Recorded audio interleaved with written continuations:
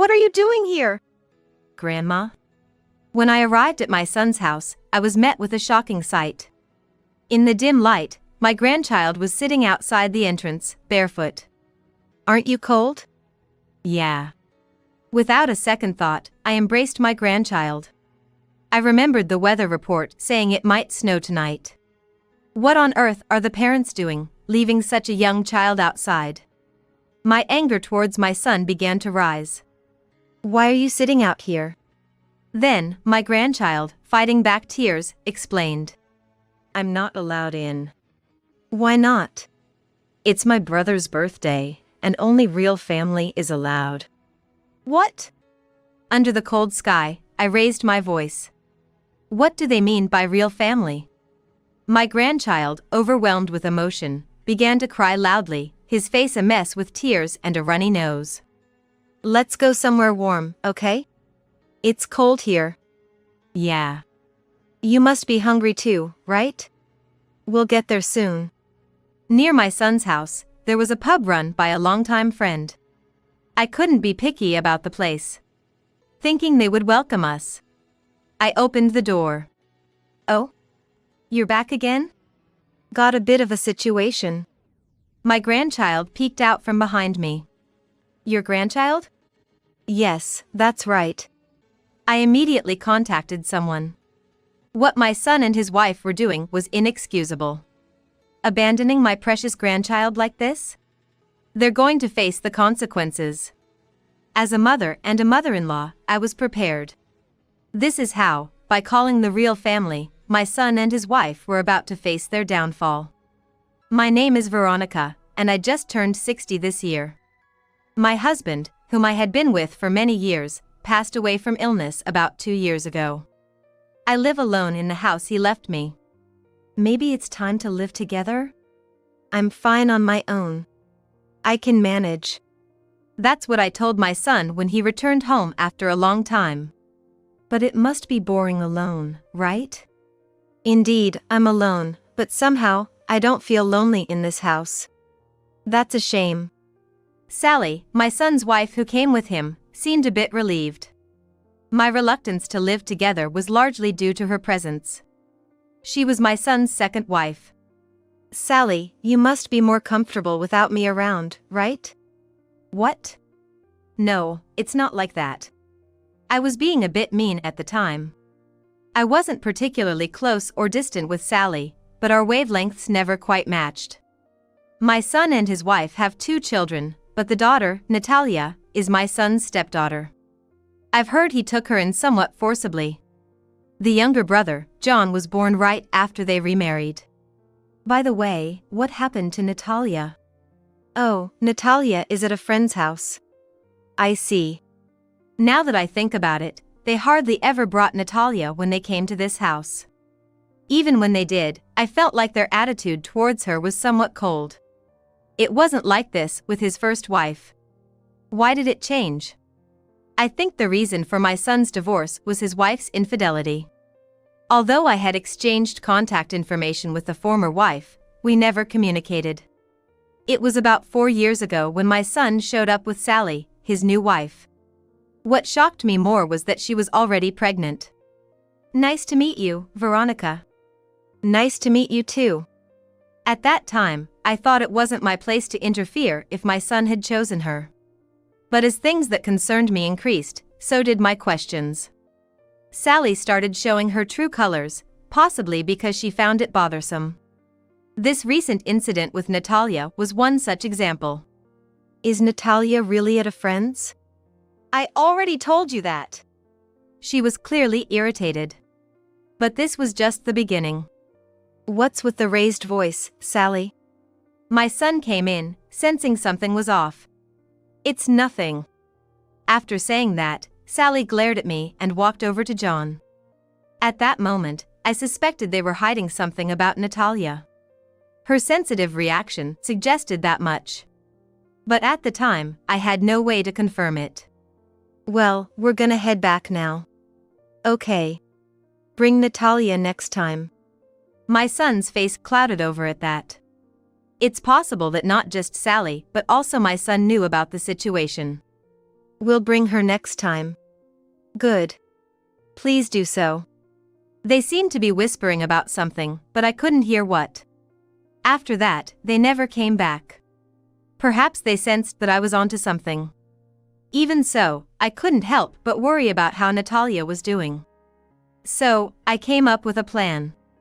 Hello? I have a suggestion. What's up? About the living together thing we talked about earlier. Are you thinking about moving in with us?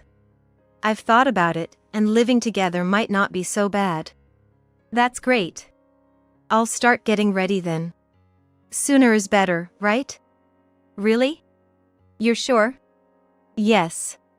I don't want to be a burden on you. That would be a huge help. And so, it was decided that I would live with my son's family. It wasn't because I disliked being alone. My sole purpose was to see Natalia, whom I hadn't seen in a long time, and check on her situation. I thought about visiting, but the distance was nearly 2 hours by train, so frequent visits weren't feasible. I hoped this would solve things, but there was a bit of unease. Nevertheless, I couldn't just sit around and do nothing. I immediately started preparing to move to my son's house. I packed up things at home and left the moving to the professionals. 2 weeks later, I began living with them. Let's get along well from now on. From today, think of this place as your own home and relax. Thank you, I appreciate it. After the greetings, I went to see Natalia. I was speechless when I saw her. She should be 9 years old now, but she looked so thin. Natalia? Do you remember me? Grandma? Yes, that's right. Grandma will live here with you from today. Really? Yay! Her smile, though frail, was full of effort. Along with relief, I felt despair at how terrible her condition had become. Clearly, Natalia's position in the house was the lowest. But if I did something too overt, it might make things worse for her. So, I took her out under the pretense of helping me. I'm going to do some shopping. Okay. Oh, you're taking Natalia too? Yes, she's going to help me out a bit. All right. Sally looked displeased. She probably wanted to keep Natalia away from me. Whenever we went out, I made sure to feed Natalia her favorite foods and take her to various places. Thanks to that, she seemed to regain some color and energy compared to when we started living together. Natalia? What did you usually do at home? Well, I read books in my room, or draw. Don't you play with your mom and dad? It was hard to ask such things, but I was filled with a desire to help her. Dad and Mom always play with John. When I want to join, they tell me to go to my room. That's sad. From now on, Grandma will play a lot with you. Yeah. It seemed more like neglect or even abuse than just poor parenting. She had regained some weight now, but before I came, she probably wasn't even fed properly. I resolved to protect her no matter what. Then, one day, having been out since morning due to a commitment with a friend, I returned home in the evening. What? What's happening? As I entered the house, I heard Sally's angry voice. What are you doing? Do it like I told you earlier. Sorry. It seemed she was scolding Natalia, but it looked serious. Sally? What are you doing? She's scared. Natalia was crouching, holding her head. Such incidents must have happened many times when I wasn't around. Otherwise, Natalia wouldn't react like this. I stood between Sally and Natalia. Don't interfere. This is education. What happened before this? She couldn't do what I instructed. Sally seemed agitated.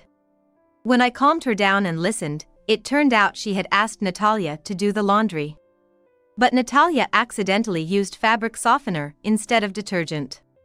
Everyone makes mistakes, right? Especially since Natalia is only 8. That's no excuse.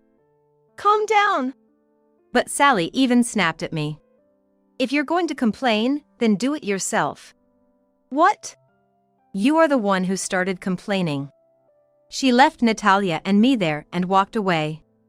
The situation in this house was becoming unbearable. Grandma? It's okay, don't worry. Let's do it together.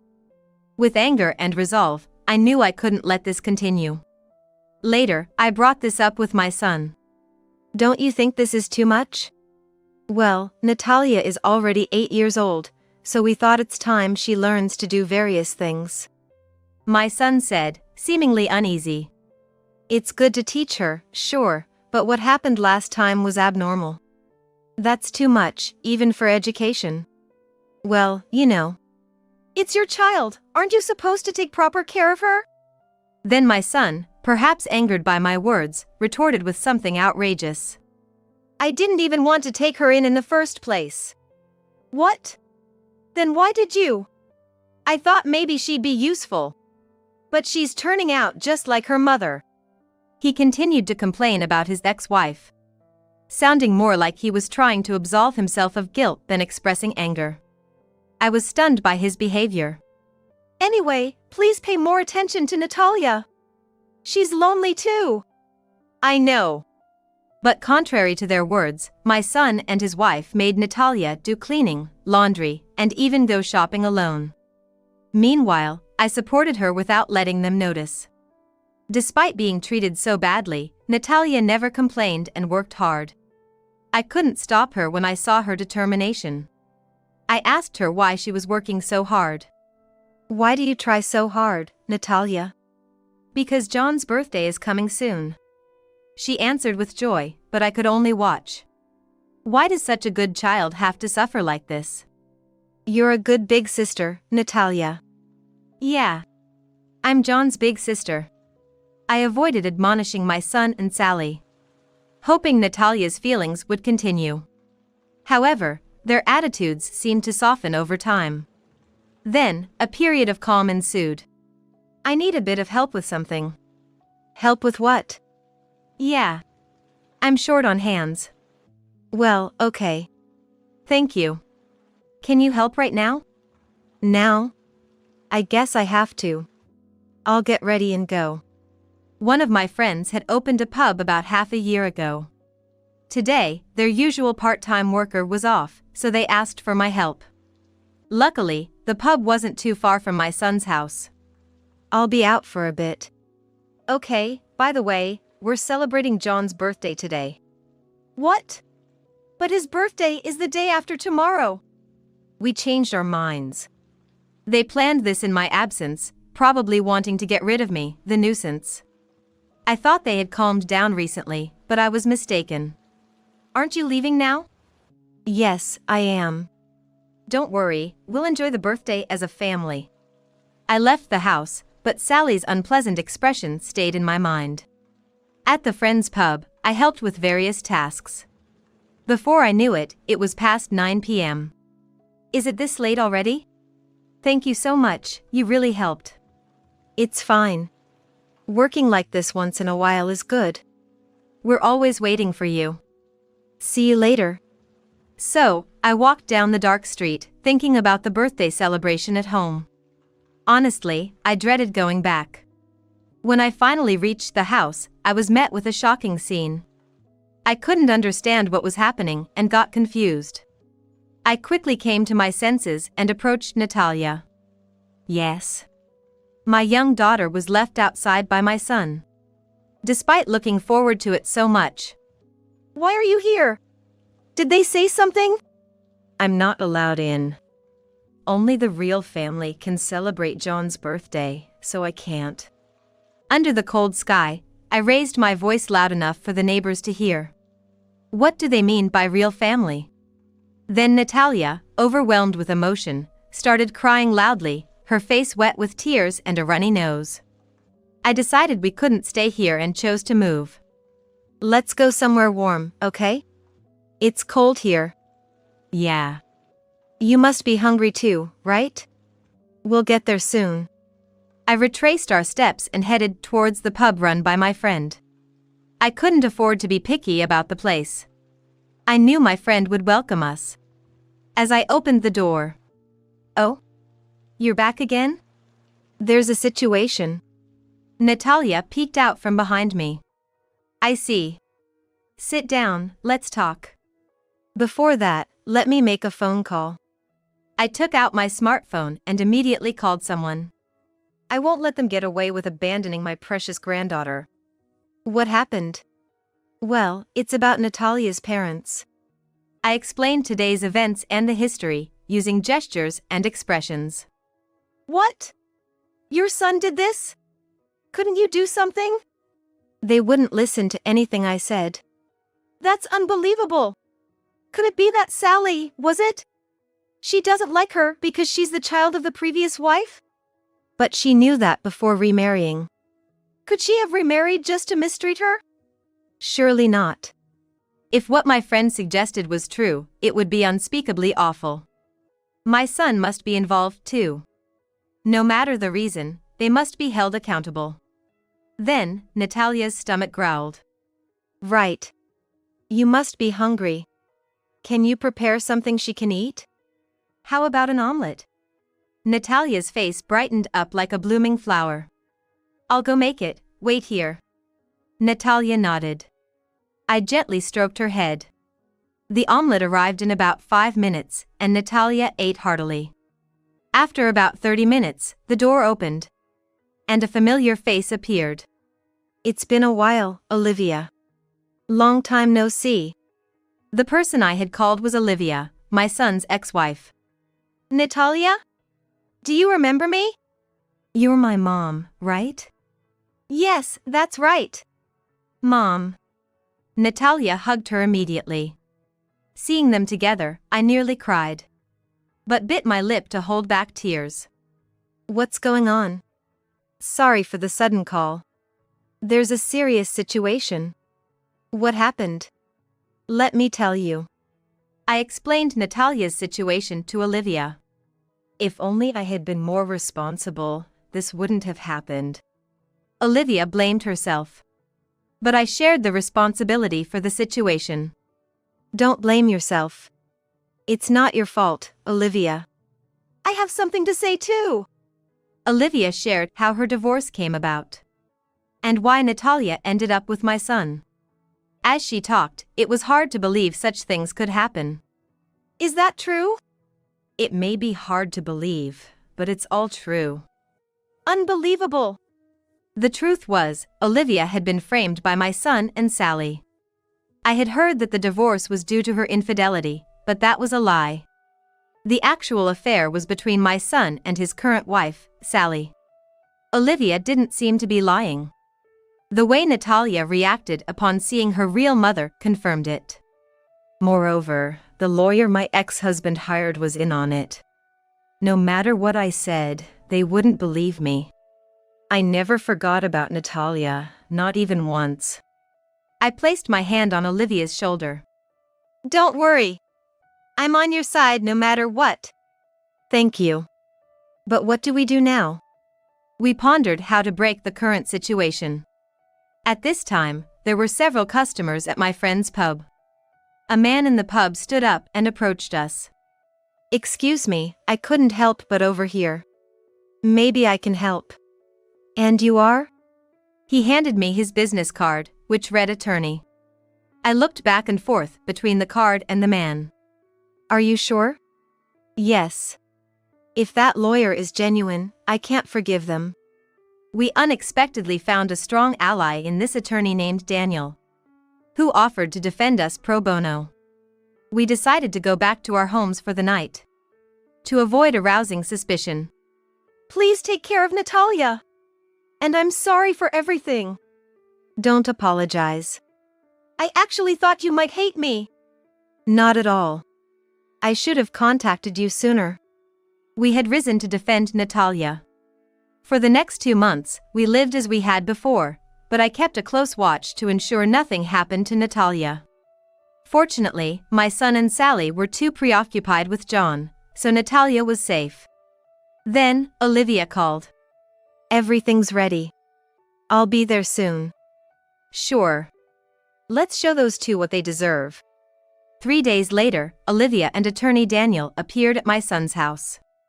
The couple was flustered by the unexpected visit. What are you doing here? What does this old flame want? Olivia remained calm. "We're here to sue you both." What? Are you out of your mind? Attorney Daniel then presented a document. This paper states that Natalia should live with Olivia. You expect us to accept this just because you say so? Shall I explain? First, the lawyer you hired doesn't exist, does he? The couple was visibly shaken, sweating. My investigation revealed no such person in the Bar Association, and it seems he had a criminal record for fraud. You knew that, right? Since he was your friend. My son was speechless, looking down. Sally refused to give up. Don't be ridiculous. You just show up with nonsense. I couldn't hold back anymore. Enough already. Weren't you involved with Olivia even before your divorce? That's not true. But it's strange. The timing of your child's birth suggests you were still married. Sally was speechless. Just give up. You took Natalia just to harass Olivia, right? That's not true. It was his idea. She pointed at my son. What? Why me? You said it was better to take her since she's the daughter of that woman. We've recorded everything. What? I had been recording all our conversations so far with my smartphone. I'm ashamed to call such a man my son. Wait, Mom. I don't want to hear Mom from you. You both will face hellish days ahead, maybe even behind bars. But what about John? That's true. Don't worry. If needed, I'll take good care of him. After that, they had nothing more to say. We left them in their despair and exited the house. Olivia and I smiled at each other. A week later, we were living in my old house. We couldn't leave Natalia with them. But they didn't give up until the end.